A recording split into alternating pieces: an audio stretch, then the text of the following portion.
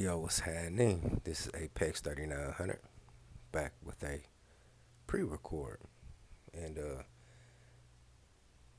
today I want to talk about passport bros. This is like the first time in a long time that I spoke about this since it's been a hot topic here on Black YouTube.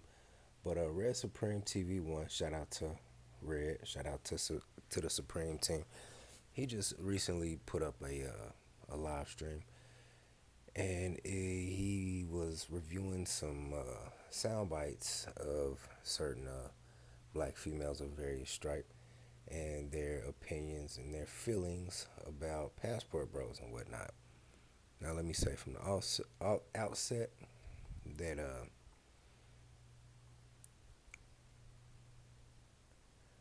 if a brother, wherever a brother wants to go, whether that is of another race, ethnicity here in the States, or whether that is someone of the same or similar ethnicity outside of the States, wherever he wants to go, if said brother finds happiness and fulfillment and is able to build a good family and he is in turn a productive citizen of the planet, then hey, I'm all for it.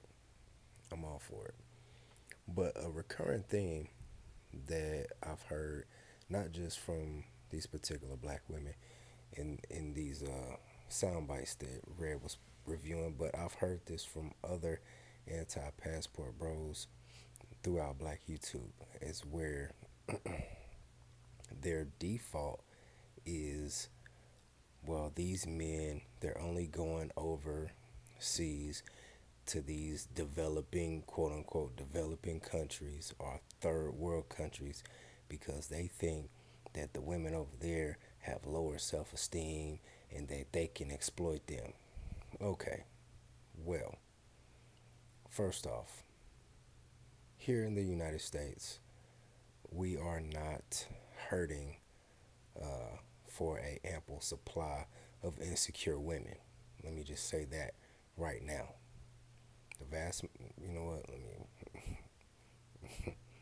Let me just say there's enough insecure women who have self-esteem issues right here in the good old U.S. of A. Furthermore, why is the default? Why is the default presumption of every man who has a passport?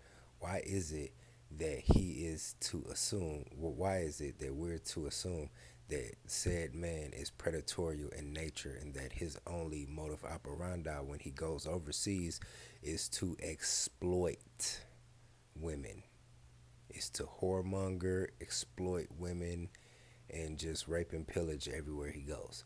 Why is that the default setting? Why is that the default assumption, I should say? So you mean to tell me if, let's say, for instance, let's just say there were only 100 passport bros. This is a hypothetical. There were only 100 passport bros. Okay. You mean to tell me 100 out of 100 of those said passport bros are predatory and exploitative, if that's even a word, in nature? Au contraire, mon frere. No.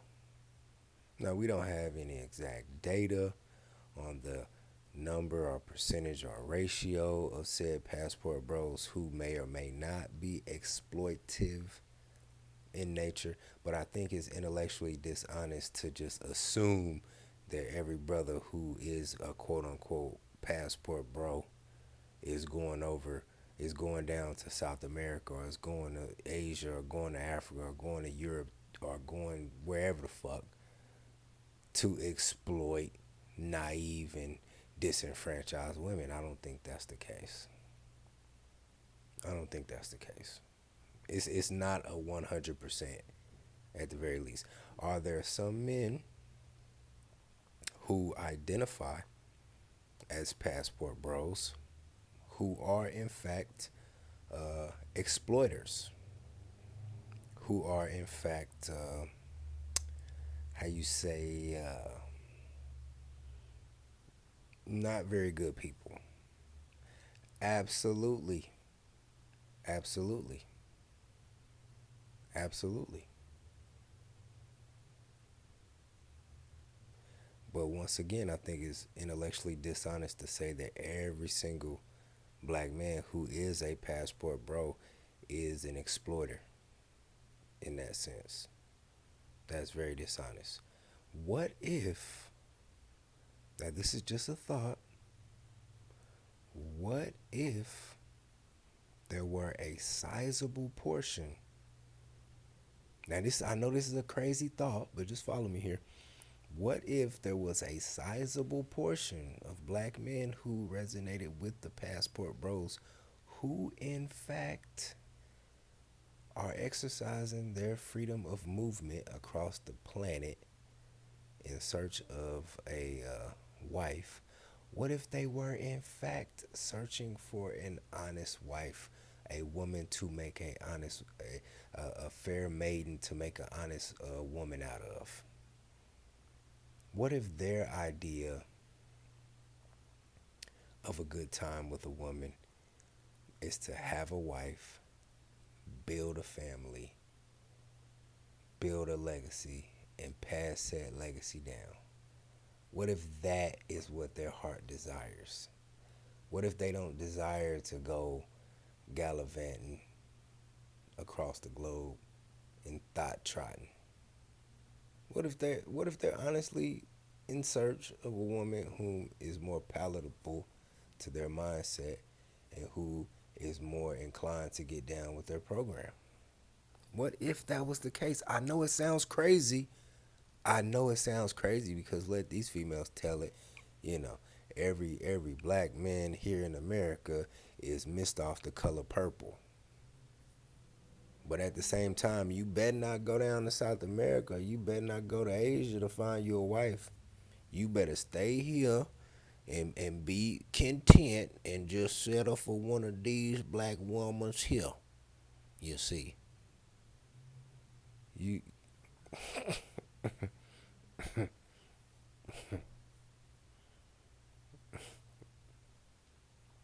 it's crazy. It's crazy. And Red pointed this out. And Red pointed this out.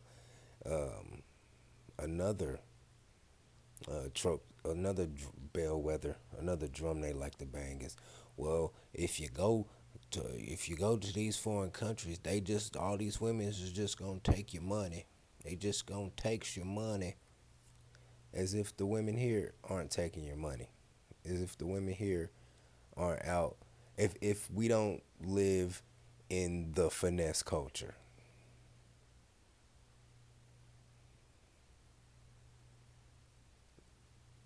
you remember? I don't know if any of you guys were familiar with the 1920s and that whole they coined the 20s the roaring 20s because of a certain, cultural climate of it all, as far as like the music scene. Then you had the bootleg liquor and all the other stuff, and then, the gangsters, the organized crime, and then the boom of the cities, certain cities, like Detroit, St. Louis, Chicago, and all the other stuff.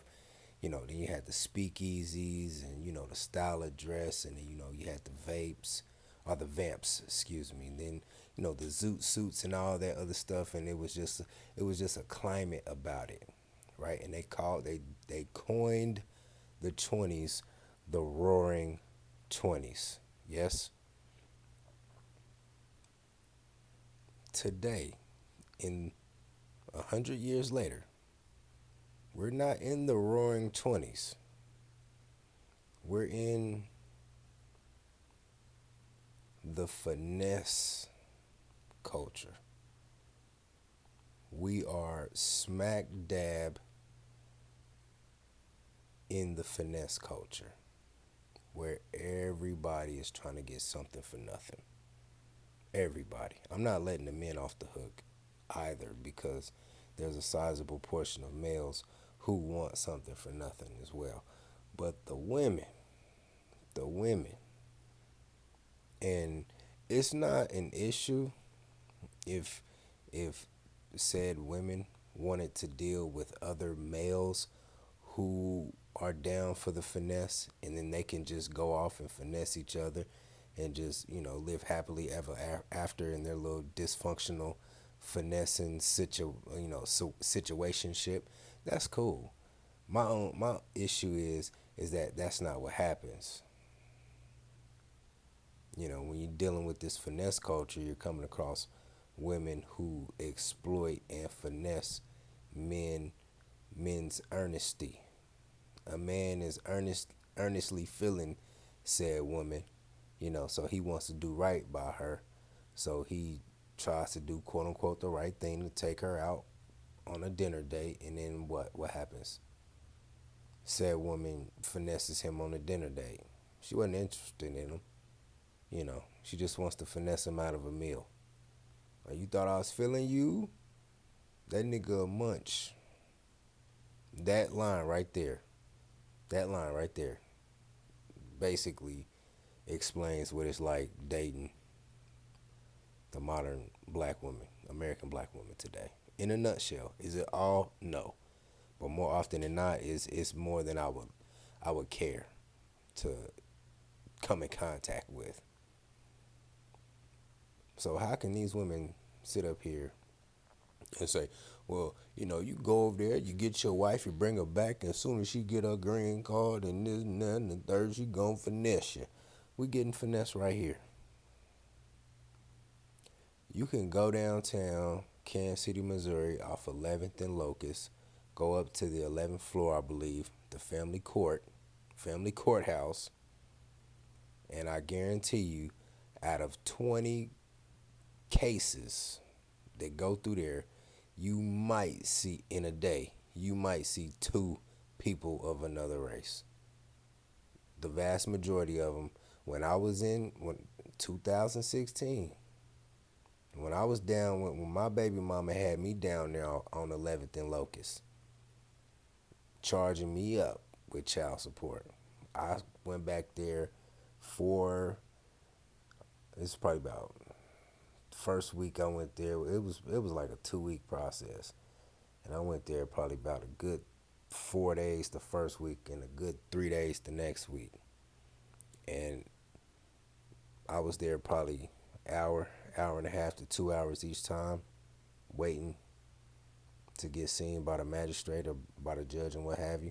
Every single time, the only race I seen come through there, black women, black men. So trust me, and Kansas City is what, 23, 25% black. We got the same black ratio as Chicago. Chicago's what, 23, 25% black. St. Louis is what, 45% black. So they sit up here and talk about the exploitive, quote unquote, these women of other nationalities and whatnot exploiting us. But from what I've seen, you guys are doing a bang up job as far as financially exploiting us. What Tupac say? And they tell me it's the white man I should fear, but it's my own kind doing all the killing here. And they tell me a Brazilian is who I should fear, but it's my own kind doing all the finessing here. You know what I'm talking about? That's on that. Now, let me not be the one to sit up here and say every woman of another nationality or another ethnicity, this, that, and the third is sugar and spice and everything nice. Absolutely not. Absolutely not. I don't have on rose-colored glasses. I'm not telling brothers what to do either way. If you want to stay here and deal with an American B-dub, knock yourself out. If you want to stay here and get your good old American Becky, knock yourself out. A good old American Latina, Asian, good old American whatever. Knock yourself out. It's your thing. Do what you want to do. I can't tell you who to sock it to. If you want to go down to the Dominican, Godspeed if you want to go to Puerto Rico, Brazil, Africa, Italy, Poland, Eastern Europe, Southeast Asia, Australia, brother, wherever you want to go, go. If you are at a space mentally and emotionally where you cannot deal with an American B dub, go. Go. Go.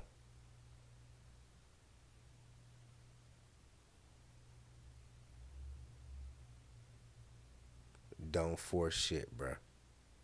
Don't force it. If it ain't in you, if it ain't in you to stand in it, don't stand in it, bruh.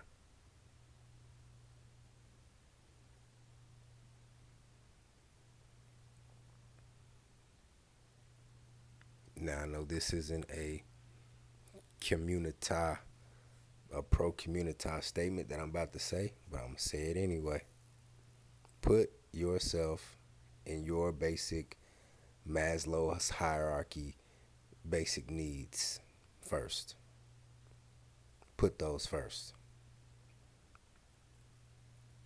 If you are not getting your core Maslow's hierarchy's needs met with an American B dub, don't deal with them. Hell, if you're not getting them met with Becky, don't deal with them. Maria, don't deal with them. Chung Lee, don't deal with them. If you gotta go and get you a Central or South American Maria or Becky or or I don't know what's a South American African Latina name. I don't know. Keisha, let's just say a tropical Keisha. Go for it, bruh. Go for it. Because one thing that I heard in those sound bites that Red Supreme was putting up, and it was by this one B Dub. She was, these black men are they need to go get therapy because they're emotionally damaged and they're narcissists. Whenever you hear somebody throw that term out there calling people narcissists, what I've learned perusing and being an interactor and a spectator of this gender war is that a lot of what the females do is just solely projection. It really is. Everything that the vast majority of what they propagate is solely projection.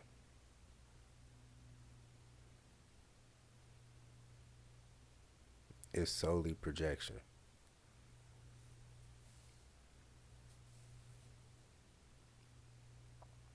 But let me go back to. But hold on, real quick. And it's to say, and they kind of these American beat ups, they kind of poke fun at the PTSD that some of these brothers have with dealing with American B dubs. They say things like, "Who hurt you?" Well, who do you think hurt me? You or somebody who reminds me of you hurt me. That's who.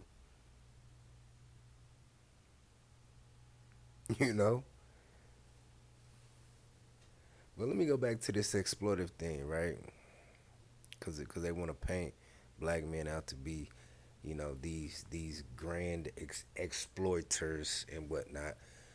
Wouldn't it be a good? I mean, why would you want a predatory, exploitive man around anyway? You should be celebrating.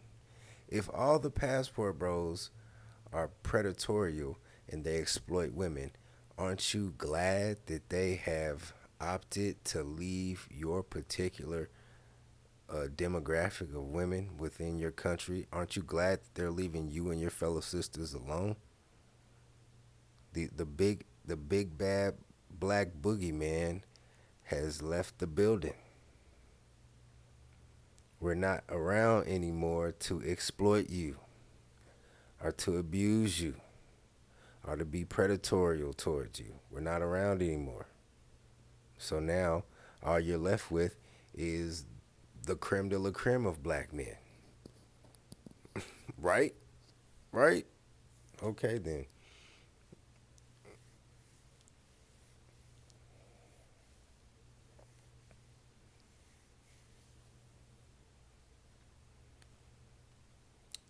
Yeah, I mean it's crazy. It's crazy. I tell brothers all the time, man, hey look, bro, don't don't handicap yourself. This is strictly business, bro. It is business.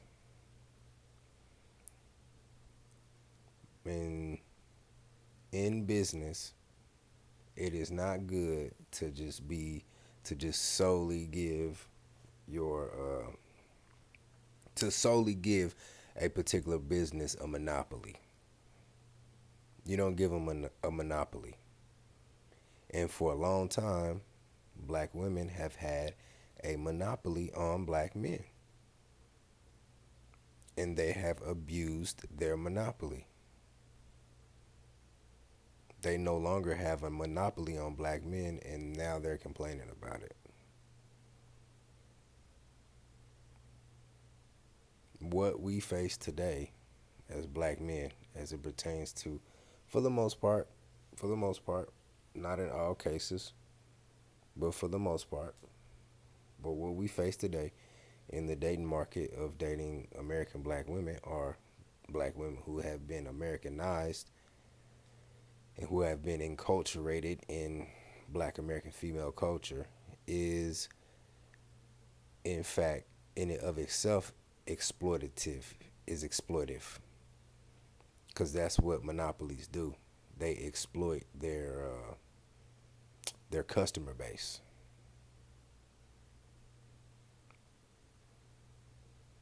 And like I said, that goes back to the projection. They're projecting when they sit up here and wanna castigate all passport bros as being these exploiters. No, you're projecting because you're losing a portion of the population that you wish to exploit.